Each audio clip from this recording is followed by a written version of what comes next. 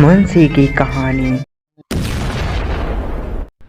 कुछ समय पहले की बात है। एक गांव था। उसी गांव में एक मोची रहा करता था। मोची बहुत ही ज़्यादा अच्छा मोची था। वह बहुत ही अच्छे जूते बनाया करता था, परंतु अब उसकी भी दुकान नहीं चलने लगी थी। उसका एक बेटा भी था। गांव में अब अत्यधिक शहर वाली जूते चप्पल आने के कारण अब उसकी भी दुकान बिल्कुल बंद हो चुकी थी और उसकी दुकान बिल्कुल भी नहीं चला करती थी। सभी लोग मॉडर्न वाली चप्पल और जूता पहनने लगे थे, जिस कारण उसकी मोची की दुकान पूरी तरह से बंद हो जाती है। मोची भी अब बूढ़ा हो जाता है और उससे कुछ भी काम नहीं होता और वह बीमार होता है, वो अलग। ए जी, आप बीमार इतने हैं, वैसे भी अब दुकान भी नहीं चल रही है। अरे भगवान, इसमें अब मैं क्या कर सकता हूँ, दुकान चल नहीं रही है। ए जी, आप कुछ करें, घर में कुछ भी खाने को नहीं है और 2 दिन हो गए कुछ भी खाना नहीं बना है और वो दुकानदार भी राशन वाला भी राशन नहीं दे रहा। अरे भगवान, उसमें उसकी भी गलती नहीं है, उसका पैसा भी बहुत ज़्यादा बकाया हो गया है, इसीलिए वो राशन नहीं दे रहा है। उसमें उसकी कोई गलती नहीं है भगवान, अब वो क्या करें। ए जी, आप शहर ही क्यों नहीं जाते हो? शहर में जाके ही कुछ काम कीजिए, जिससे कुछ अच्छे खासे पैसे मिलेंगे। तभी उसका बड़ा बेटा राजू आता है। तभी एकदम से जोरदार मोची को उल्टी होती है। बाबा जी, क्या हुआ है आपको? अरे बाबा जी, ठीक तो है? अरे बेटा, मैं ठीक हूँ, मुझे बहुत ज़ोरों से भूख लगी है। बेटा, कुछ खाने को तो दे दो, मुझे बहुत ज़ोर से भूख लगी है बेटा, कुछ दे दो। अरे भगवान, कुछ घास दिला दो बाहर से, मैं मरा जा रहा हूँ। ए जी, आप 2 दिन से घास ही तो खा रहे हैं और वैसे भी घास बहुत ही ज़्यादा गंदी है, मैं कैसे दे सकती हूँ आपको? और देखिए ना, इसी वजह से आपको हरी उल्टी भी हुई है।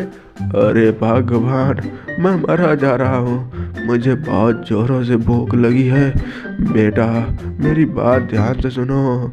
ए जी, आप शांत रहिए, आप चुप रहिए, आप बोलिए मत, वैसे भी बहुत बहुत बहुत मुझे डर लग रहा है। ए जी, ए जी, ए।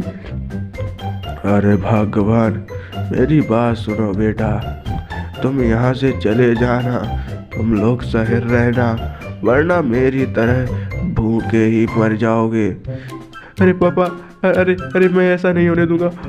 ये जूते भी उस राकेश ने लौटा दिए, उसने मॉडर्न वाले जूते खरीद लिए और ये जूते भी उसने लौटा दिए।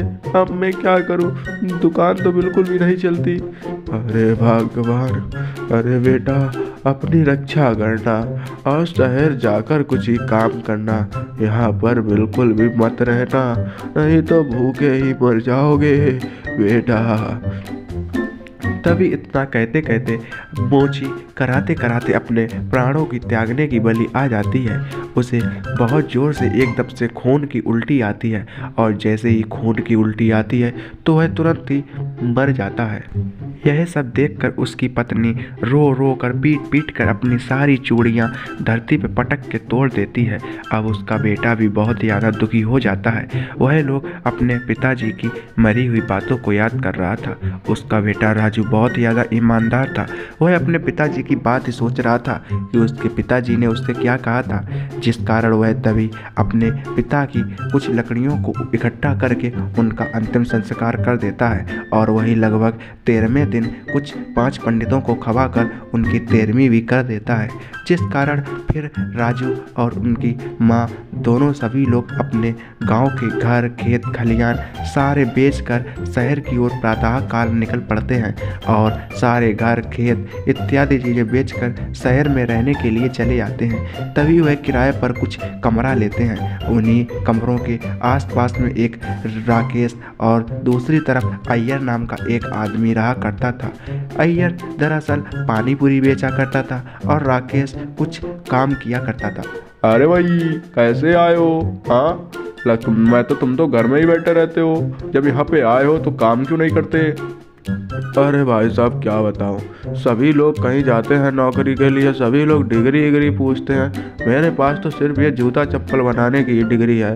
मैं जूता चप्पल ही बनाता हूँ, इसीलिए कोई नौकरी नहीं देता है। अब मैं क्या करूँ भाई साहब। ए बिडू, काहे को टेंशन ले रहे हो? हाँ, हम लोग है ना, तो अपना क्यों ना खुद की दुकान खोल लो। और वैसे भी खुद की दुकान खोलोगी तो अच्छा प्रॉफिट होगा। हाँ, क्यों ना राकेश, बोलना। अरे अरे भाई साहब, अब तो कोई बैंक लोन भी नहीं देती है, मैं कहाँ से दुकान खोलूँगा। अरे बेडू, काय को टेंशन लग रहा है, हम लोग रुपए देंगे और बस टाइम से रुपए मेरे वापस कर देना। क्यों राकेश, मैंने सही कहा ना? पर भाई साहब, पैसे पैसे आप लोग देंगे, मैं ये समझ नहीं पा रहा कुछ भी। आप लोग पैसे क्यों देंगे? अरे देख भाई, हम लोगों का उसूल है, सब लोगों की मदद करता है। जब मैं भी आया था तब मेरी किसी भी ने मदद की थी, अब तू आया तो मैं तेरी भी मदद कर रहा हूँ। तेरे को क्यों टेंशन हो रही है बे? तभी सुरेश, राकेश और अय्यर कुछ पैसे इकट्ठे करके वहीं पर राजू की एक जूता चप्पल की दुकान खोल देते हैं। और बल्कि राकेश और अय्यर उनकी राजू की दुकान की तो बल्कि प्रचार भी करते हैं। वहीं राजू अपने बड़े ही मेहनत और लगन से जूते बनाने लगता है। अय्यर और राकेश उसके जूते बेचने की पूरी एड ट्रीटमेंट करने लगते हैं। अरे भाई लोग, आओ आओ, जूते खरीद जाओ, देखो हाथ से बने हुए जूते हैं, बहुत ही टिकाऊ हैं। तभी उनकी दुकान पर एक पहलवान आता। अरे भाई, मुझे जूते चाहिए, ऐसे मजबूत जूते चाहिए तो टिकाऊ हो। अरे बड़ू, काहे को टेंशन ले रहे हो पहलवान जी, आपको टिकाऊ ही जूते मिलेंगे। जाओ जाओ, एक बार दुकान के अंदर तो जाओ, उस लड़के से मिलो जाके, तो देखो कितने टिकाऊ जूते देता है। अरे भाई साहब, हाँ भाई साहब, बोलिए पहलवान जी, मैं आपको जूते दे दूंगा। ये देखिए, मैंने आज ही जूते बनाए हैं और बहुत ही ज़्यादा टिकाऊ हैं, ये फटेंगे भी नहीं। अरे देख भाई, मैं कोई भी जूता लेता हूँ 6 महीने से जल्दी नहीं टिकता है और 6 महीने में ये फट जाता है। बस मैं इसी बात से तंग हूँ, मेरे को ऐसा जूता दे जो खूब अच्छा चले। और वैसे भी 1 साल की गारंटी लेगा क्या?